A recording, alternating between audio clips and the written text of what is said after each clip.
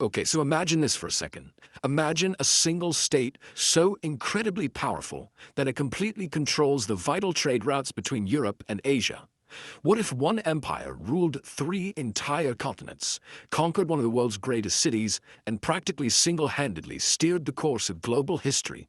And we're not talking about a quick flash in the pan here. This unbelievable reign lasted for more than 6 centuries, 600 years of conquering, building, and just totally dominating the geopolitical landscape. Welcome to this explainer. Today, we're diving into the absolute roller coaster that is the rise, glory, and ultimate fall of the Ottoman Empire. We're going to see exactly how a small group of warriors built a superpower that quite literally connected continents.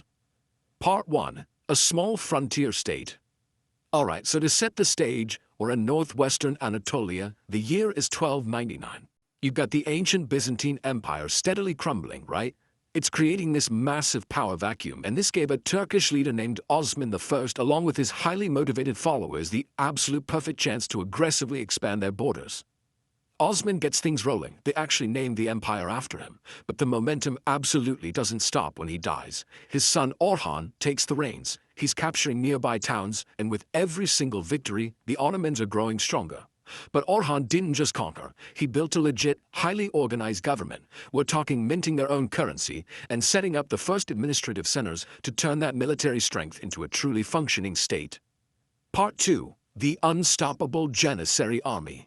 So, as this highly organized military machine decisively crosses into Europe and captures huge chunks of the Balkans, they're relying on a massive secret weapon, the Janissaries. Through this unique system called the Devshirme, these elite soldiers were conscripted and meticulously trained from a really young age to be fiercely, unwaveringly loyal to the Sultan.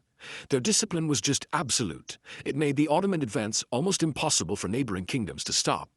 Part 3. The Fall of Constantinople.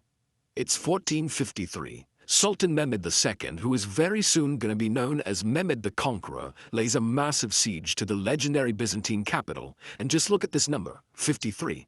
Using these newly engineered, massive super cannons, it took them just 53 days of brutal fighting to breach walls that had stood as an impenetrable fortress for over 1,000 years. 53 days. On May 29th, the great city falls.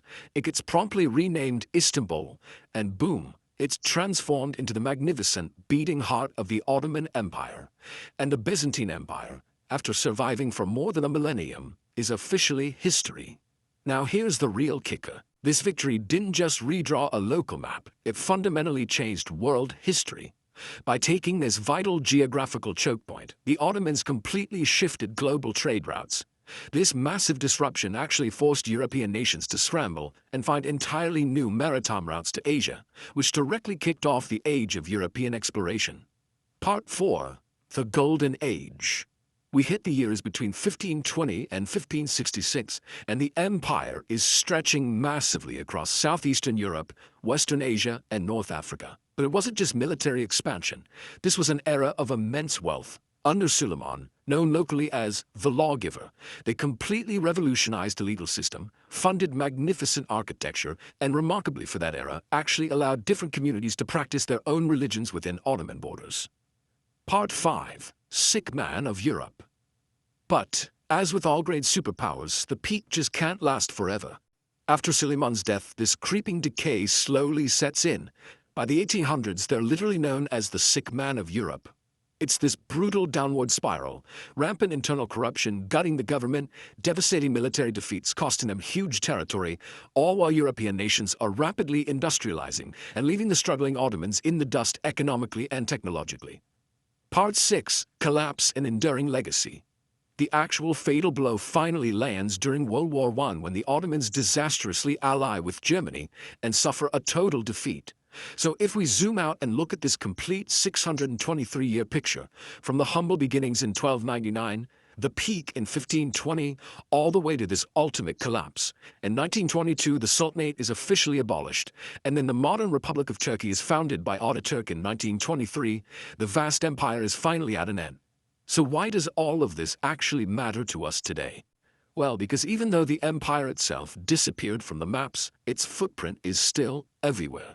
Its influence heavily shapes the architecture, the food, the language, the laws, and the culture all across Europe, the Middle East, and North Africa. For over 6 centuries, they bridged continents and influenced civilizations in ways that we still interact with on a daily basis.